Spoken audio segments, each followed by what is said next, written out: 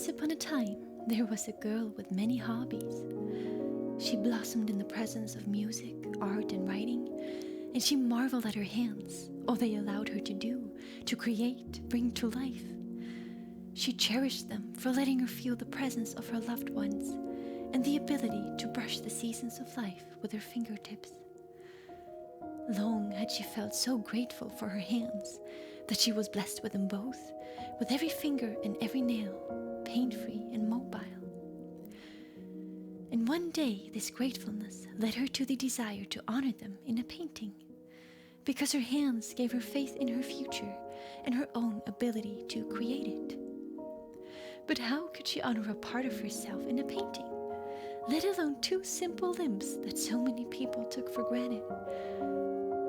This was a challenge she wanted to confront, though, and so her quest began.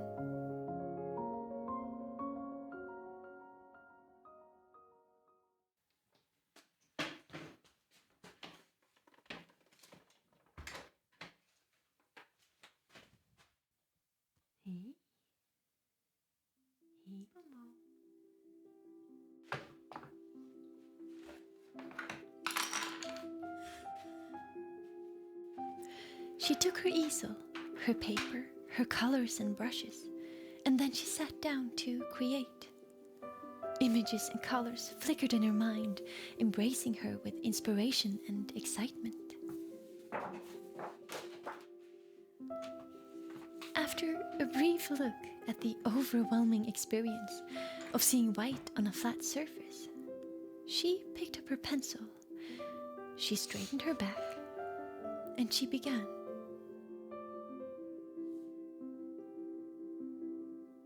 The tip of her pencil touched the paper, and with determination she drew the first line, then the second, and the third, trying to bring the intricate shapes and curves of her hands to life on a blank canvas. But there was a problem.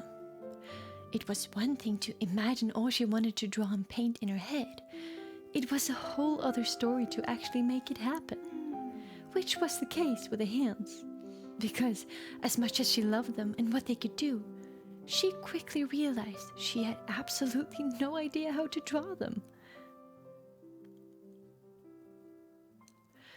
Her excitement was smothered like a candle between fingertips. What now? Well, if she couldn't draw or paint them, that only meant one thing. She had to learn how to.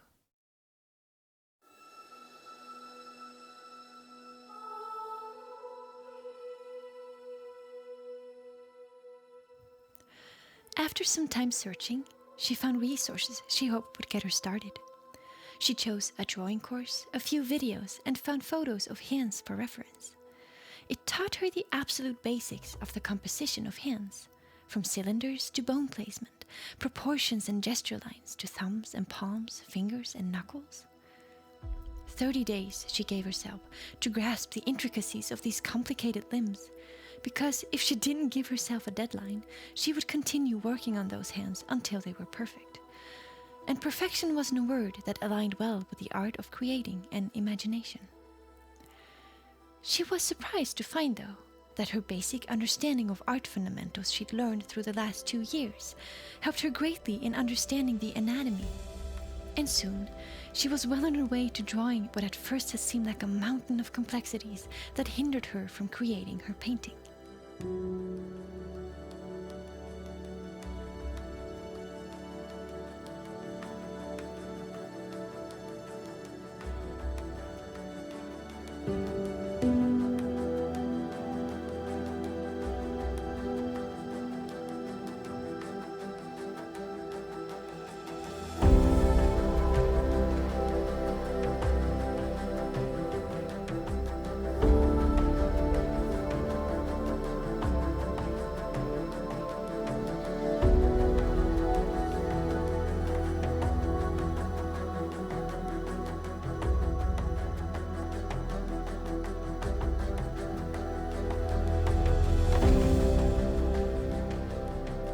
She drew and drew and drew. Soon she even felt the courage to experiment with colors. But that's when the mountain started to crumble beneath her grasp as she climbed.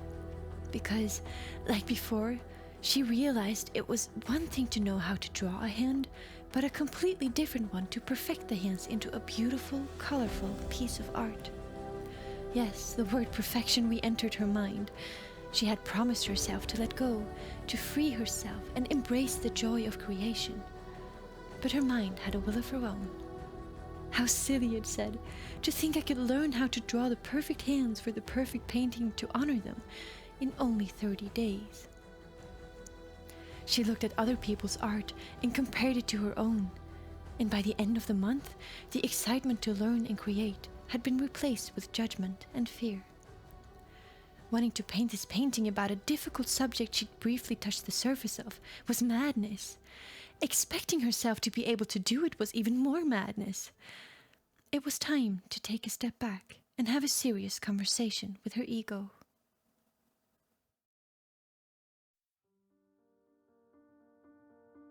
She found her spot by her favorite tree. The tree was old and wise, growing in a field that gave her a view as far as the eye could see. The mere presence of the tree, its wisdom and eternal patience, forced her to breathe deeply.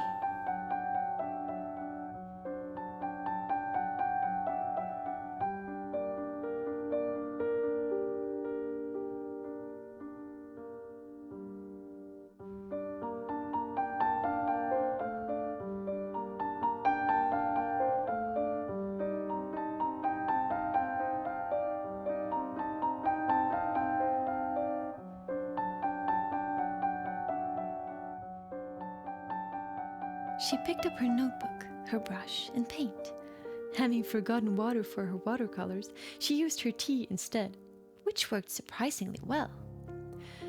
In the presence of the tree, of nature, she found silence and space to both reflect and simply doodle in her notebook. A fire was kindled, that joy she so longed for. The tree wasn't perfect, she thought, with its cracks and shriveled bark. Neither was the field, with its uneven cut and frozen grass. And the sky wasn't perfect either, with its ever-changing clouds and patterns, sometimes raining, sometimes stormy, devastating. At other times, the most heavenly wonder on earth. And it was beautiful, oh so beautiful. And she loved it, and she loved art, and she loved her hands, which gave her the answer she sought.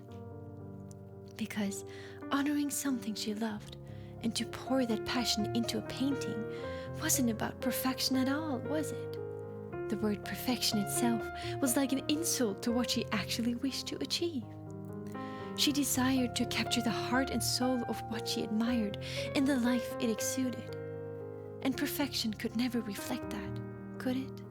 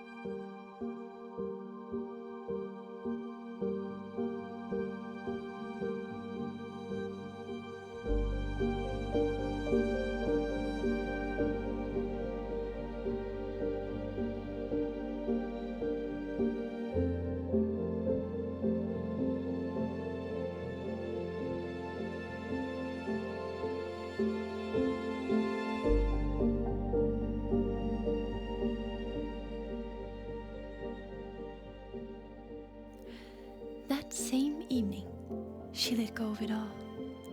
The disappointment, the judgment, the fear.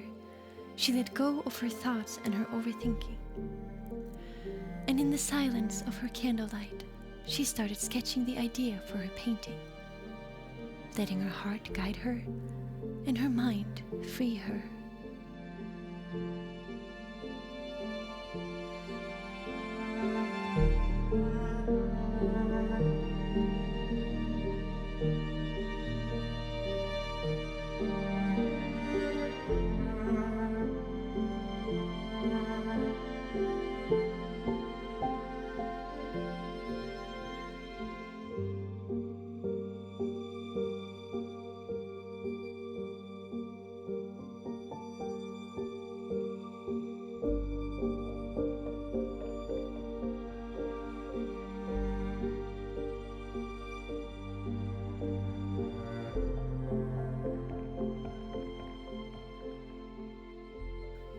When the loose idea was on paper, she closed her book and went to bed. Finally, she was excited and assured, because whatever the painting of her hands would turn into, it would turn out exactly the way it was meant to at this point in time.